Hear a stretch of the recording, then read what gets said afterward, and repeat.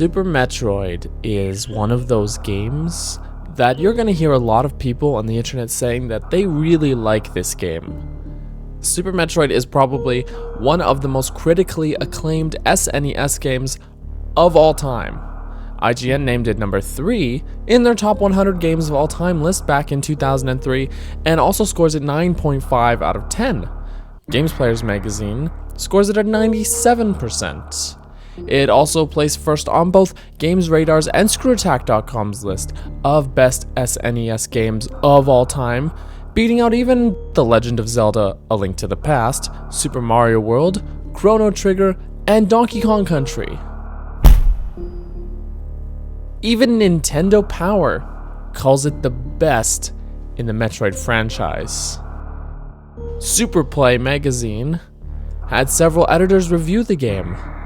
One editor noted that the game was even better than his favorite game, Mega Man X, describing Super Metroid as more of an experience than a game, and felt that the game was best experienced when played in the dark with the volume turned up. Another editor wrote that Super Metroid contained everything he looked for in a video game: playability, hidden tricks, powerful weapons, and steamingly evil baddies. For players who have never played Super Metroid, IGN.com claims that they owe themselves as gamers to finally find out what you've been missing all these years. So what is it about Super Metroid that makes all these magazines, websites, critics, and gamers all adore it? I mean, many old games are revered but suffer from not having aged well. Has Super Metroid suffered the same fate? Are we all blinded by 90s good times and nostalgia, and just unwilling to accept the flaws that this game has? Well, no, I don't think so. I don't think nostalgia plays too heavily into people's opinions of the game, and even when it does, I don't think that it invalidates their opinions. But why is that? Maybe I only say that because, see, I actually only played Super Metroid for the first time near the beginning of 2015, 21 years after the game's release. I did my best to try and avoid spoilers and walkthroughs so that I could really experience the game to its fullest, and I absolutely loved it. Nearly every minute of this game was golden to me. In my personal opinion, Super Metroid took everything Nintendo knew about making 2D, side-scrolling adventure goodness and refined it to its absolute fullest. The result is near perfection. Now, the game is not 100% perfect, obviously, but no game is without its flaws. However, they are so small and few and far between that you might not even notice them. But you will be hearing this tune a lot.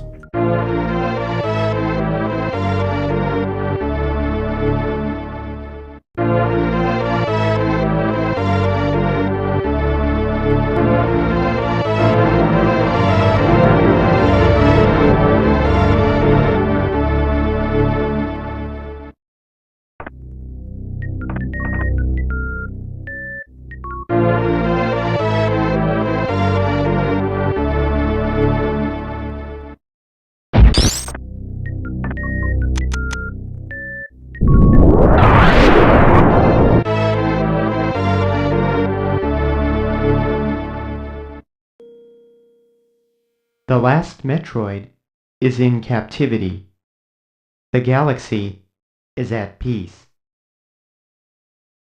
The story of Super Metroid straddles this very fine line in that it is deep enough to be invested in it, but simple enough that it's not the only thing that the game is focused on, and it's not all that matters to us as the player. It's easy to follow, but still works well as a good story that strays away both from being cliché and convoluted. So Samus recalls for us her time from the last 2 games in the series, defeating Mother Brain by absolutely wrecking her with missiles, and going over to planet SR-388 and completely annihilating the entire Metroid race.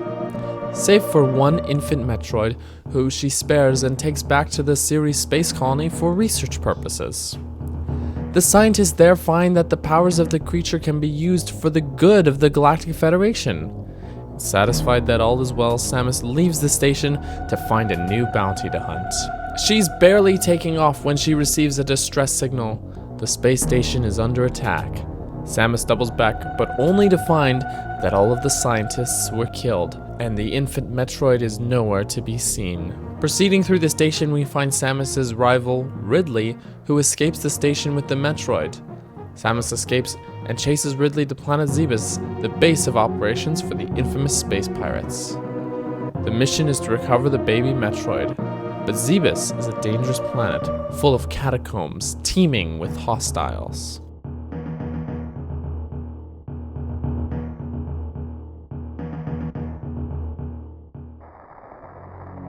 There's this real raw, awesome atmosphere and emotions in this part of the game. The Ceres space colony feels like a scene taken right out of the Alien movies, with the empty dark corridors of the station serving as a tutorial to prepare you both for how to play the game, but also what to expect. Dead scientists that you just saw alive in the opening cutscene raises the tension even higher, and the baby Metroid is missing, which makes you wonder for a moment if it escaped and killed everybody. This puts a lot of guilt on you, the player, since you brought it there. Were you responsible for all of this? The first enemy you encounter, being a boss fight against Ridley, is there to show you combat basics, and also, he is actually impossible to beat.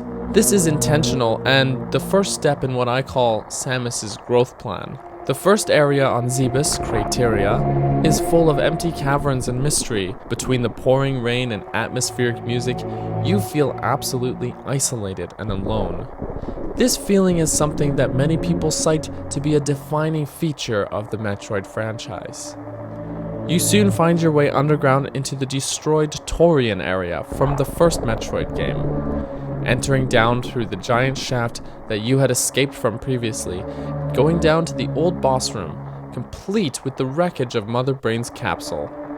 I find this really cool because it's easily recognizable and you can feel the effects that Samus has had on this place previously. It's completely in ruins and abandoned, furthering that sense of being alone. Making your way down farther, you find yourself in even more areas from Metroid 1, and I seriously love this touch because it really helps connect these two titles so well as being a part of the same story. Once you find the Morph Ball, which is in the same place as it was in Metroid 1, suddenly this camera eyeball thing, it turns on and it just starts watching you. And there's a few of these present in the rooms around here, plus those angry statues that look at you, giving you the feeling that, well, you're being watched now. Suddenly you're not alone, and you're probably not safe. You start to feel the planet sort of waking up, and hostile enemies start appearing. Going back to the destroyed Torian again, you are suddenly ambushed by space pirates,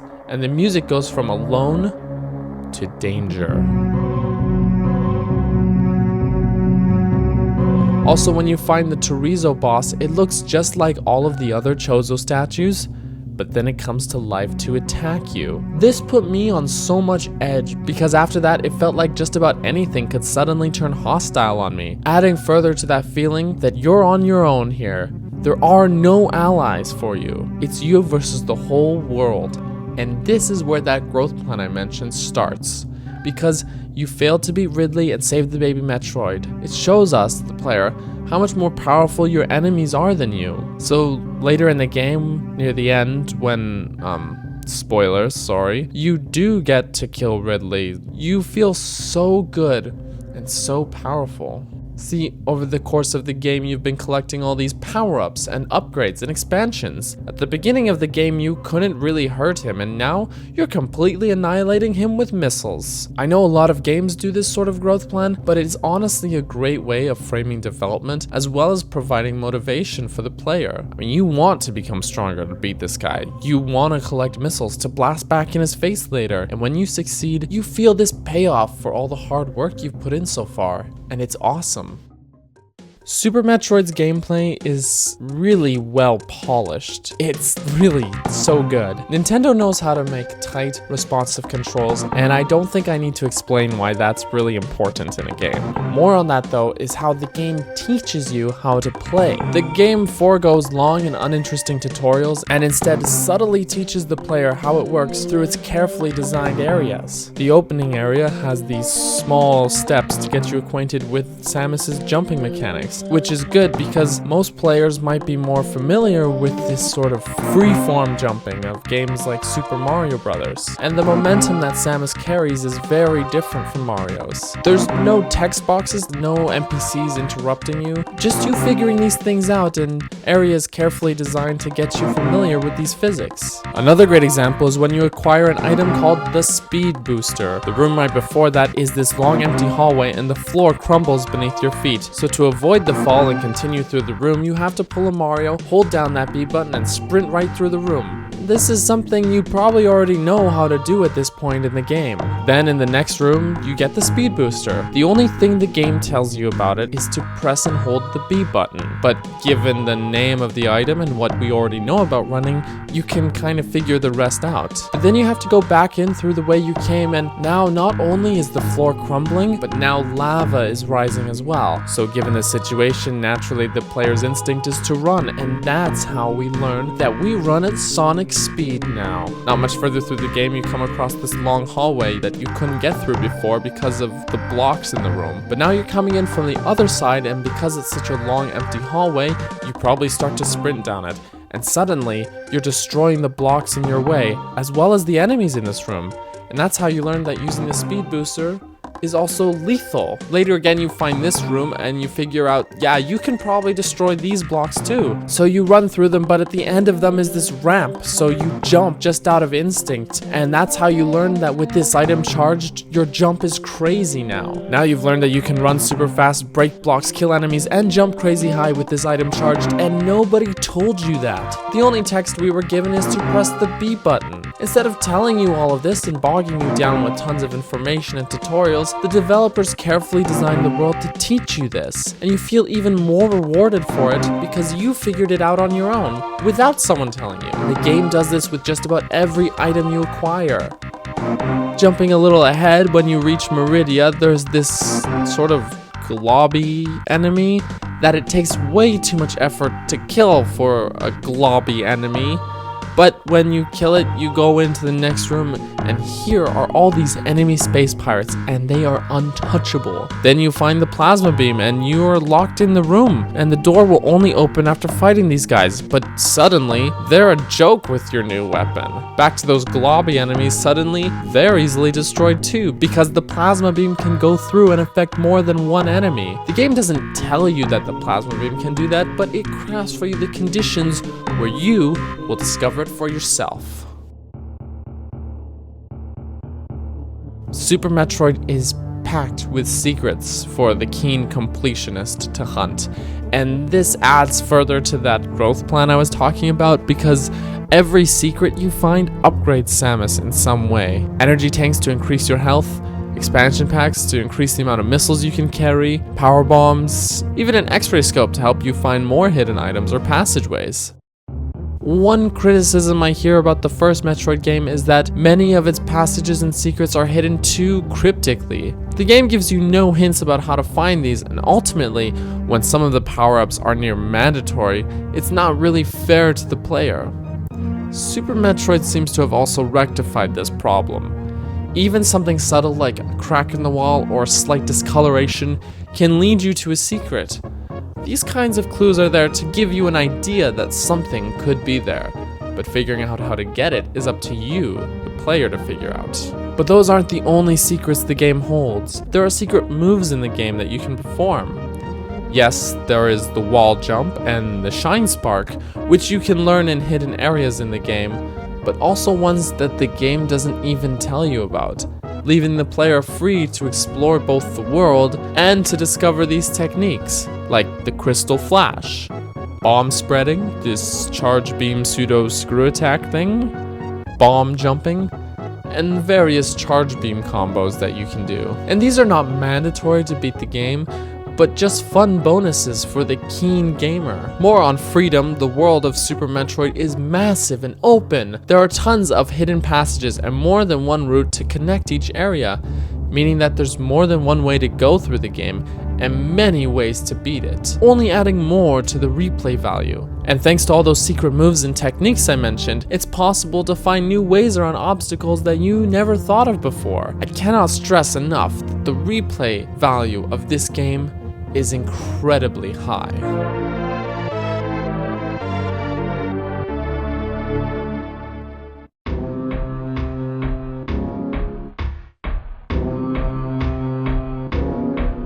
Now I'm gonna talk about the ending of the game here. So now you're a super powerful badass, Samus, and you've acquired all these amazing badass power-ups and found your way to the lowest point in Norfair. Here's where we meet Ridley again, but this time you have become so powerful that you just blow him into a new threshold of pain. Missile pain. It's now a real thing. You made it a thing. Nice work. He's challenging, but remember, you couldn't even really damage him before, and now you're putting up a really good fight. And finally you win. This is what you've been working for. And the Metroid is finally still missing. Your baby Metroid is unaccounted for, and you need to find it. Well, something you may have picked up on is that there is a lot of exploration and backtracking so far in the game. You might find yourself revisiting old areas again. The thing about this is that in Super Metroid, no two rooms are really alike. The game designer specifically put in interesting and memorable rooms so that you would feel like, hey, this place looks important. I should come back here sometime when I have what I need. The place we need to go is this room with these statues, of course. You as the player might have found yourself revisiting them a few times. Or, I mean, at least I did. Every time you defeat a boss, the statue of that boss seems to react. And so I felt like I had to keep going back to check on it when I beat that boss. So with Ridley out of the way, you go back and discover a new route open, with access to the new Torian. Yes, the Space Pirates have been rebuilding their facility. However, you do not find any Space Pirates in this area. Instead, it is filled with the clones of the baby Metroid. And they are dangerous. And of course, they want to kill you. And these aren't like the failed clones that you found earlier in the game that die super easily. These guys need to be frozen with the ice beam and shot with 5 missiles. By the way, the game doesn't actually tell you that, so have fun just sort of shooting at them, trying to figure that out. You're ambushed by these giant side hoppers, which are basically impossible to kill, so you just kind of move on. Finally, you find this room with what seems to be dried out husks of other enemies that just fall apart when touched. Then, this giant mother of all Metroids appears. This guy just cripples one of those giant side hoppers that you couldn't even scathe, and then it comes after you. And notice that this is not a cutscene. You can run, you can react and fight back, but you can't win. The developers specifically left it so that you have to experience this moment, not just witness it. The thing attacks you and completely drains your health all the way down to 1 point, but then it stops? Yes, this is the baby Metroid, but it recognizes you. You, Samus, were the one that spared this Metroid's life previously, and it very well could have imprinted on you. You were the first contact it had after hatching from its egg, and it's possible that it thinks it's just attacked its mother by mistake. So the baby basically flees in shame. Soon it's time for the final battle. You bust your way through all those clones and gun turrets and these donuts, I guess, and you find Mother Brain, and she is really easy. Think of all those giant monstrosities you fought so far, and this is a brain in a jar. I almost feel bad because it's practically defenseless, and oh, I take it back. Mother Brain is not going down without a fight this time, and she is packing a heavy punch. You can deal a ton of heavy damage for sure, but her hyper beam is too powerful for Samus. And can I note again that just like your first fight with Ridley, and just like a moment ago when the Metroid attacked you, this is not a cutscene. You are forced to play through this moment. You don't just witness Mother Brain overpowering you, you have to experience it. But then, the baby Metroid is back, and it attacks Mother Brain, totally draining her. The Metroid heals you and transfers Mother Brain's powerful Hyper Beam weapon to you. But sadly, Mother Brain destroys the baby Metroid.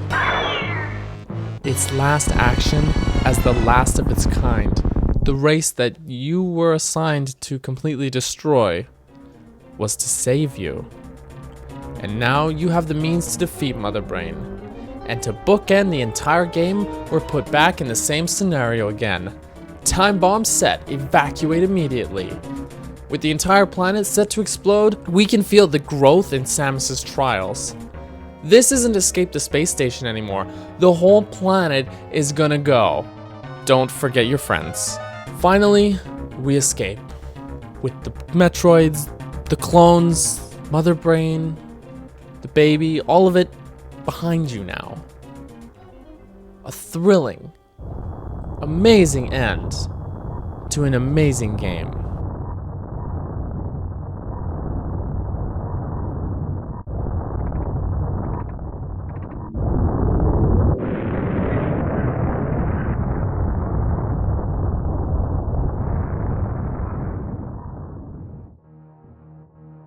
But do you know what? From a gameplay perspective, this fight is really easy. This ending is really easy. We've faced harder trials before. We've gone through way worse. Is this some sort of cop-out? Well, I don't think so. See, remember what I've been saying about what makes this game so great? Yes, the gameplay is challenging and interesting and well-designed, but more so, it is about your experience with the game. It's about the tone and the feelings you go throughout your journey. The sense of starting small and growing to be more powerful. The feeling that you're all alone in this journey and you have to overcome fierce adversaries. The optimism that you feel exploring Brinstar. The feeling of danger lurking in the corridors of Norfair. And the ending, well, given the story, it just makes sense to me. It's a tale of sacrifice, and it makes you feel really sad about the baby Metroid dying. I think this game is well summarized from that editor's note at the beginning. Super Metroid is more of an experience than a game.